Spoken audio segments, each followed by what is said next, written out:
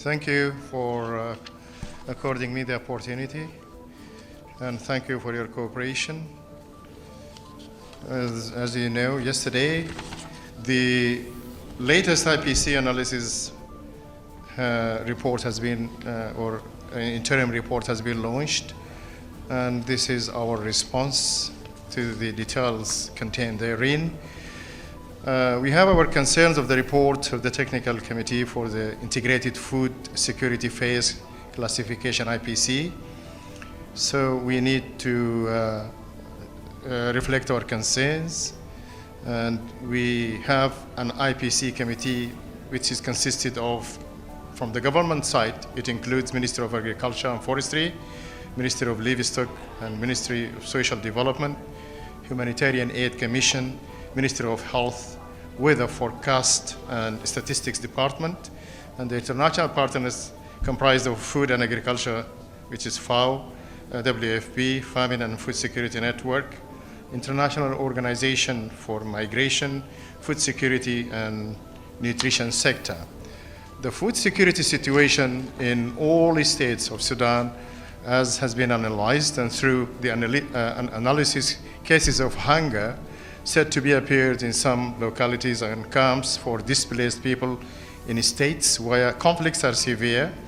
The committee analyzed the risk of famine in these areas: Northern Darfur in Al-Fashir and Zamzam camp, South Darfur in Niala, North, South, and Balila, West Darfur in IDP camps and Sirba locality, South Kordofan in camps for displaced people and refugees, Khartoum in Tuti, Mayo and Rescue, Al Jazeera in Greater Madani, south and east of Madani, east of the Nile in the locality, North Kordofan Shikan refugee camp in East Darfur area. So the results of this committee's report at the national level, and according to the classification stages in Sudan, there are 25.6 million people in food emergencies and need urgent interventions. 755,000 people live in hunger. They are located in areas witnessing severe conflicts. Most of them are displaced, people in camps, and very narrow areas in Khartoum and the Jazeera. The current period running from October to February, there is a decrease in the number of people in emergency situation from 25.5 or 0.6 to 21 million IPC3, because it is a harvest period despite the war conditions. So the population who are in the hunger phase decreased as well from 755,000 to IPC5 108,944. The food security situation risk in regions or in the regions was analyzed in the following: camps for displaced people in Darfur and Kordofan, the narrow areas in Jazeera and Khartoum. It turns out of these residents are in a state of hunger. All members of the committee are convinced that these areas which witnessed cases of hunger are subjected to repeated attacks, vicious repeated attacks by the RSF militia, and some of them are encircled or besieged by the militia until present. The Ministry of Agriculture and Forestry concerns regarding the report are the following. The report did not clearly mention any adequate indicators of famine in Sudan. We believe that the data collection by IPC from the states occupied by the RSF militia is unreliable and unconvincing due to the difficulty of accessing those areas or those states. The report is merely depending on old data from UN agencies and organizations. According to the report, as I said, 25.6 million people are now in food emergencies and in need of urgent interventions. The number of people in emergency situation, as I said, decreased to 21 million in October-February, between October and February 24 period, because it is a harvest period despite the war conditions. The number of people in the hunger status also decreased from 755,000 between October-February 25 period to 181,000. The 181,000 people in the hunger status constitute only 2% of the total population of 48 million, and this is insignificant percentage to be taken as a serious indicator of an imminent famine. So some partners were not convinced by the IPC report nor were they convinced by the previous CFSM production estimates report, which denied any famine in Sudan. They are insisting to review the famine. Our recommendations are accordingly, we agree with the report that there are people who are in need of food, and an intervention more than others should be supported to protect them from falling into famine or experiencing dire famine. More than 8.1 million people are displaced in states under the government control, should be supported because they can easily be provided and have access to aid. So if the declaration of famine is only to open borders, so the government has already named more than 8 cross borders, like our borders with Republic of South Sudan, which is riverine and terrestrial, our borders with Egypt from Halab to Dongola in northern Sudan, our borders with Chad, Atina, Al-Fashir, borders through Sawakin in eastern Sudan, and we have dedicated 3 airports, Port Sudan, Al-Fashir Airport, and Kadugli, to mainly for shipment of aid, humanitarian aid. So our concern is that there are looming risk, and existential risk that the RSF militia can see the humanitarian and prevent its access or delivery to the needy, as it has disrupted before the convoy which has started from eastern Sudan through northern Sudan heading to Melita and Al-Fashir.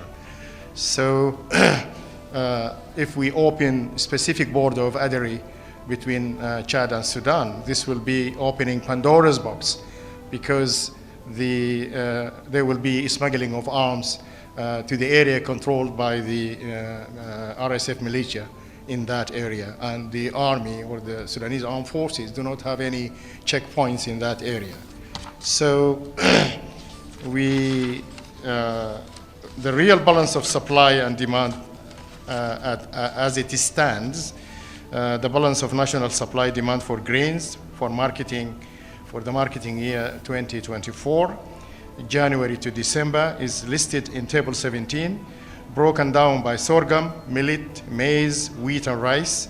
The balance is based on the mission's production estimates, including forecast for winter wheat yield and harvest in March 24, and the latest information on consumption, food use, trade, stock availability, and plans.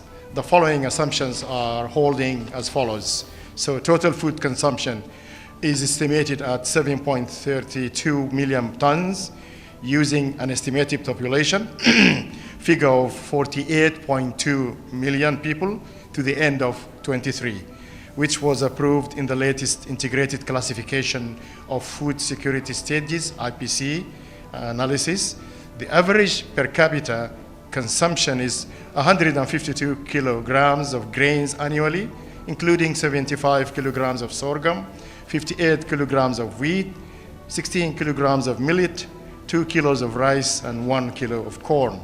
Food usage is expected to reach 152,740 tons, using an allocation of about 5% of production. Sorghum and 2% of millet production are used as food for livestock and poultry. As in previous years, seed requirements for planting in 2024 are estimated at about 122,000 tons based on the average cultivated areas over the past 3 years and the country's recommended seed rate. So the following seed rates were used: 7.5 kilos for sorghum, 4 kilos for millet, 20 kilos for corn, 120 kilos for wheat, 75 kilos for rice.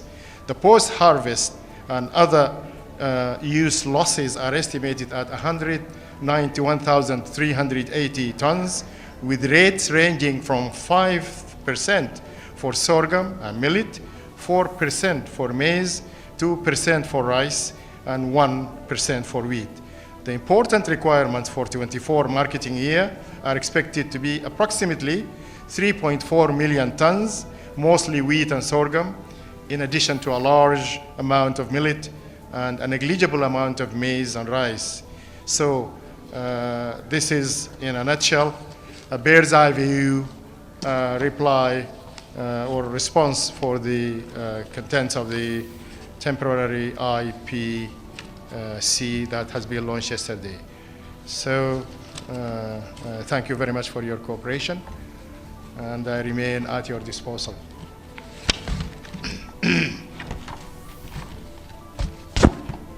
Yes, sir. May I ask a question? My name is Gabriel Elizondo from Al Jazeera TV channel. Ambassador, can you just tell me, can you mention, the report mentioned some hot spots in Khartoum. Can you respond to that part of the report? Because actually the report has stated 14 areas which are in dire need for humanitarian aid, but the difference between us and them, we say that their assumptions are notional. They never had access to those areas, and they relied on old assumptions and statistics.